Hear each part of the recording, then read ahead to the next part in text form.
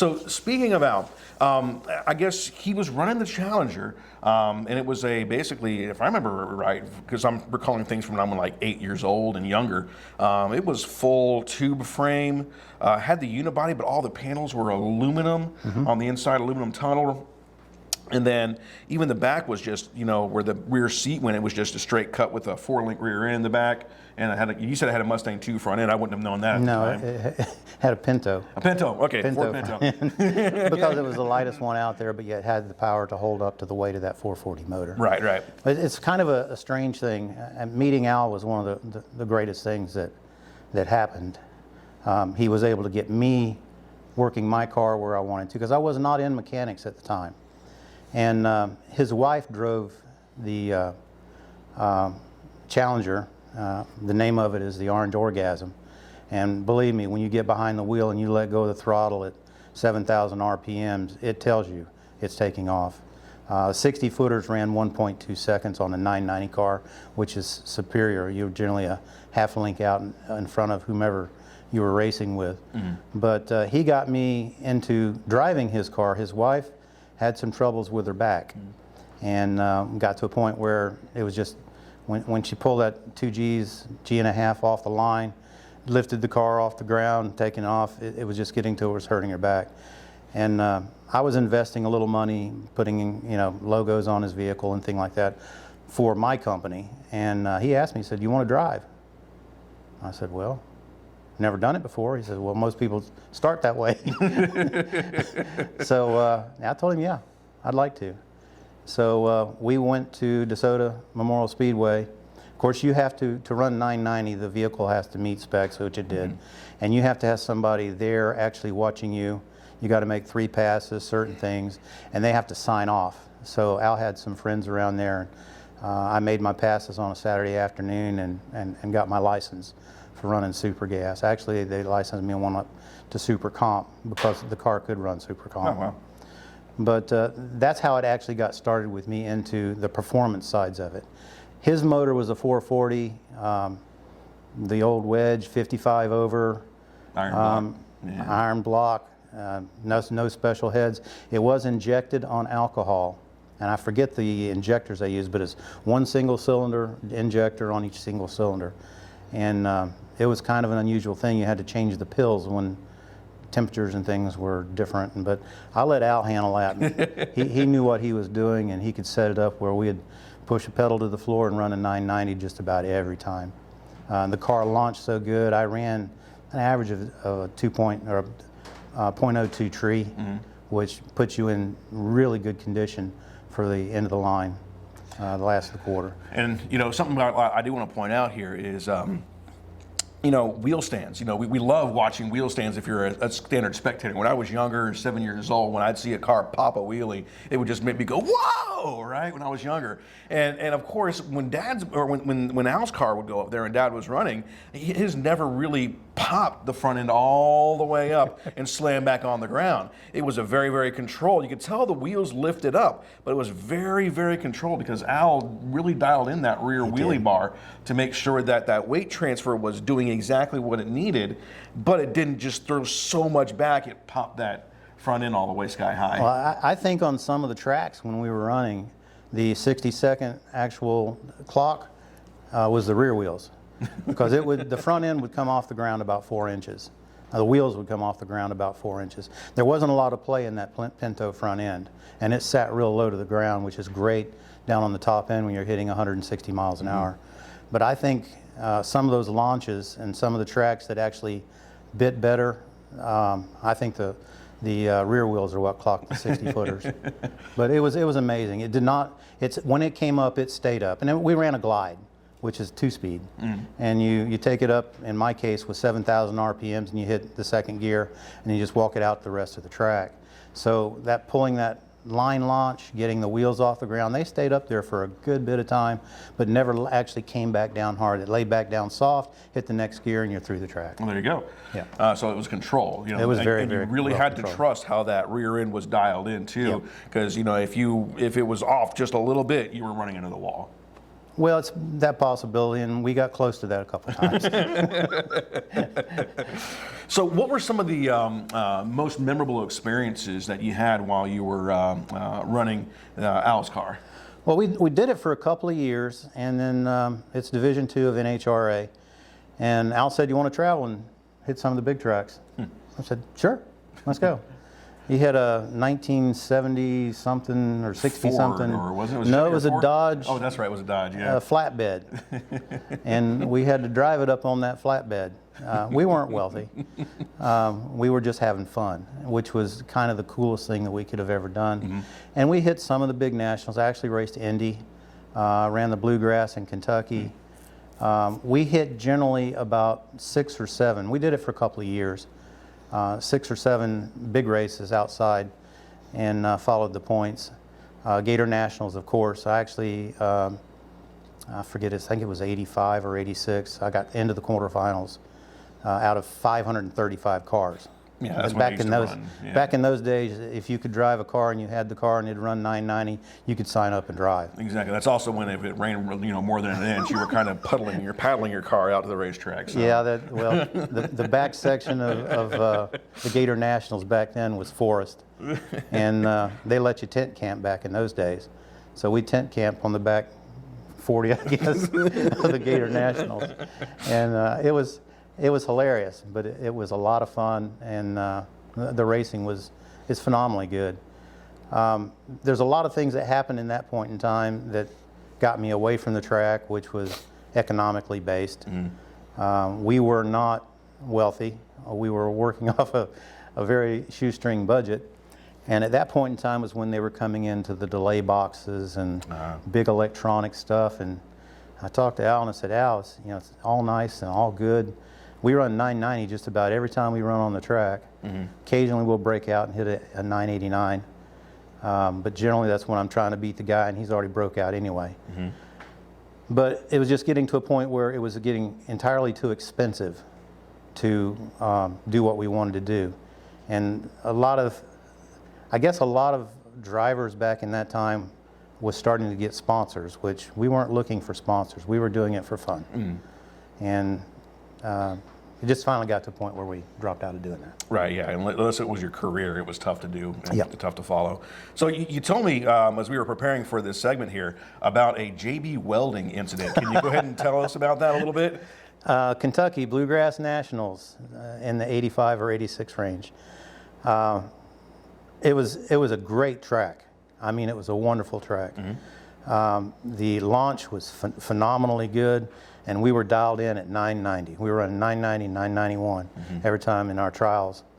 And the first race, I took it, and then we went into the second round, and that put me in the top 16. And I won that one, and when I let off the fuel pedal, or the gas pedal, I dropped number 6 rod. Eesh. I mean, there was no reason for it. The pedal and throttle was off, so we dropped the number 6 rod. Al always had a couple of extra parts laying around anyway, but it actually threw the rod through the side of the block. And it didn't oil the track too bad because it was on the high upside underneath of the cylinder. And I said, "Al, what are we going to do?" He says, "We're going to JB weld it together, and you'll run it again tomorrow."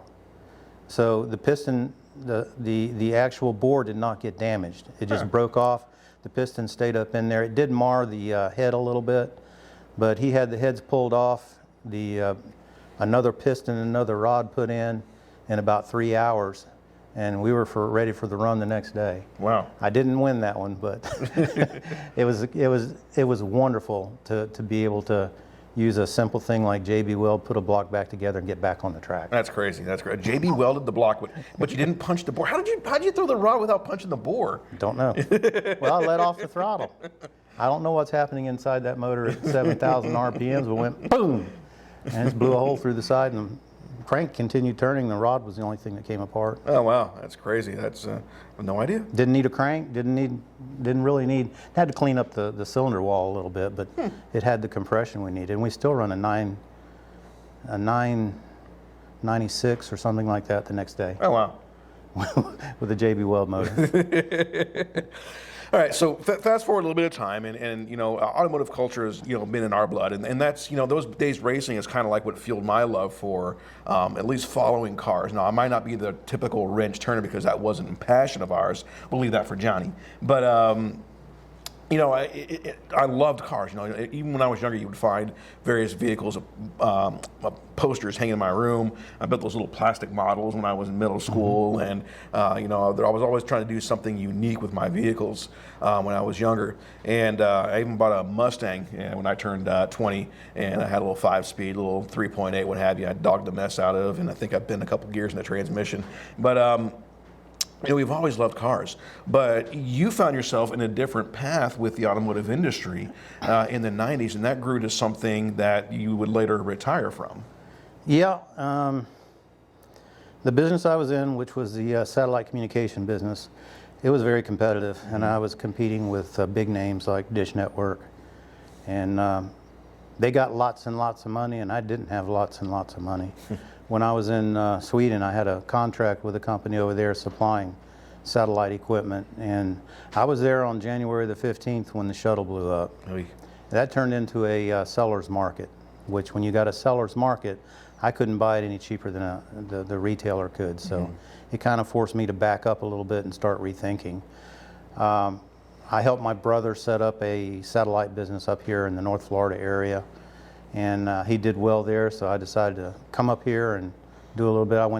I worked several jobs down in Miami, actually Hialeah, in the satellite industry. But in 1994, I decided, okay, I'm done.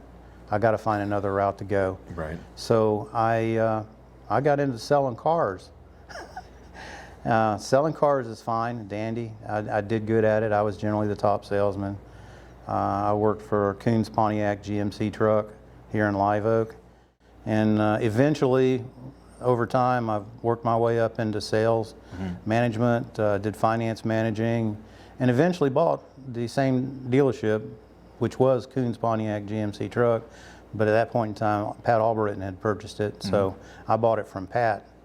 And that's when I started really getting heavily into the mechanical repair side of it. Right. And that's when we started looking at doing your 392. Right. And doing the stroker on it. And in the meantime, before that though, I found an article, this has got to be close to 30 years ago, in one of the Motor Trend magazines, where they took a 318 and they wanted to find an inexpensive way to make a little bit more horsepower out of it. And the 318, the 340, the 360, they're not all the same. Right. But they're virtually the same. The big thing is the 360's got a different crank, different journals. Right. But this article actually showed what you need to do to take a 318 and turn it into a 349 cubic inch using a 360 crank. So I started collecting parts. I collected a crank and I sent it off actually here locally and had them turn the crank where it'd work in a 318.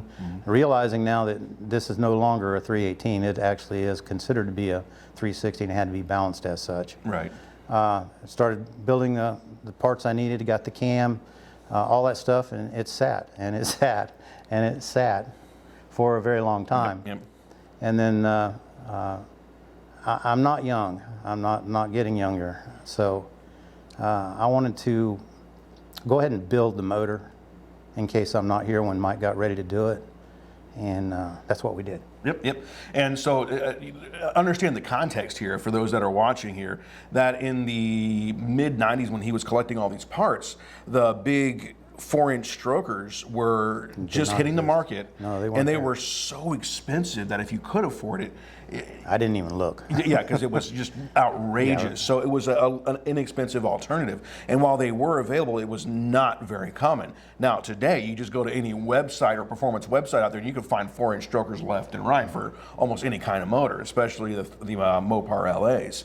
But at this time, they didn't exist. So that kind of made what, and it's funny that we were able to build both engines here, and what we'll summarize here in a few moments here, that when we built the 392, we actually built it with the cam that you had bought at that time, with those 360 heads, and you did a little bit of extra work on top of that. We initially set it with the Performer intake, but we upgraded to the Performer RPM. And then the block was already bored, and so we just cleaned up the block, add that 4-inch stroke with the extra big bore in there, and that made the motor itself. And then when I purchased the 72 as a body parts car for the Barracuda, the car came with a 340, and then we still had the 318 block lying around. The 340 is this thing right here, and then the other 318 that you thrashed, or was set for thrashing, we ended up building to the 349, which used that crank.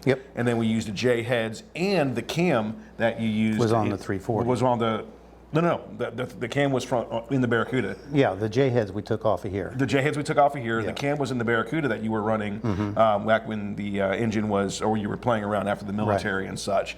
So there we go. And so you left the Pontiac GMC thing because this was in 2007, 2008, when we all know about what happened there. The economy. And everything collapses again. We ride the waves, right? And so, you know, without making a long story short, you move locations, and then, you know, John sets up the auto parts store, and, you know, you still use the Grady's Automotive brand there for the repair shop, which is now what John oversees and runs. So that's where kind of like your professional work you still kind of use, or kind of used in the past on the side to help with the troubleshooting and seeing what's needed and helping out in the shop for those parts that other mechanics can't quite figure out? Yeah, my electronics background puts me a little bit superior to other repair locations. So I like that idea, and our customers like it too. Give you a general idea, we're a 3-man shop, actually a 2-man right now, because like I said, I'm semi-retired. I work a couple days a week and do the books.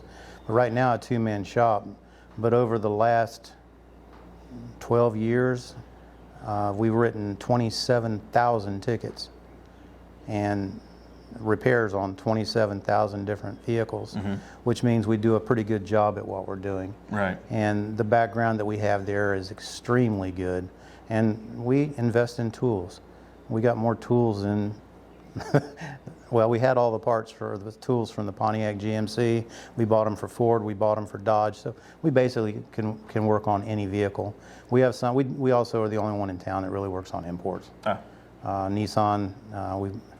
We put 3 transmissions in Nissans here recently. The good old CVTs that fail. But that's where my knowledge and background comes from, because we get to see all kinds of different vehicles and different kinds of repairs. And electronics, right now, they're building engines a whole lot better than they did in 1973.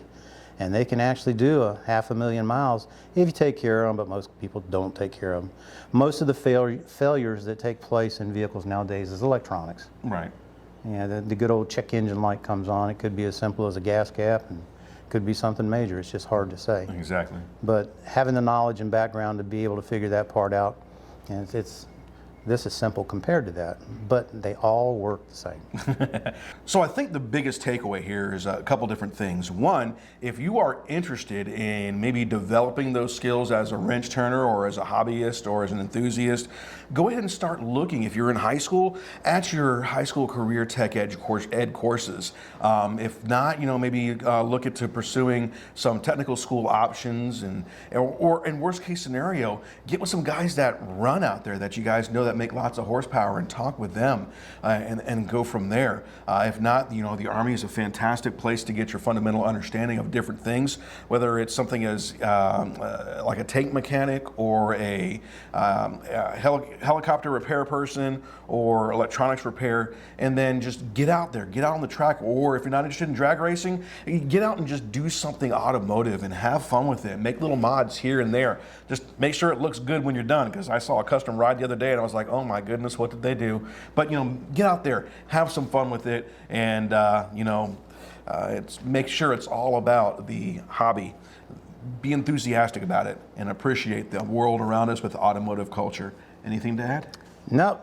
I think it covered it pretty good. All right. We'll see you on the next episode.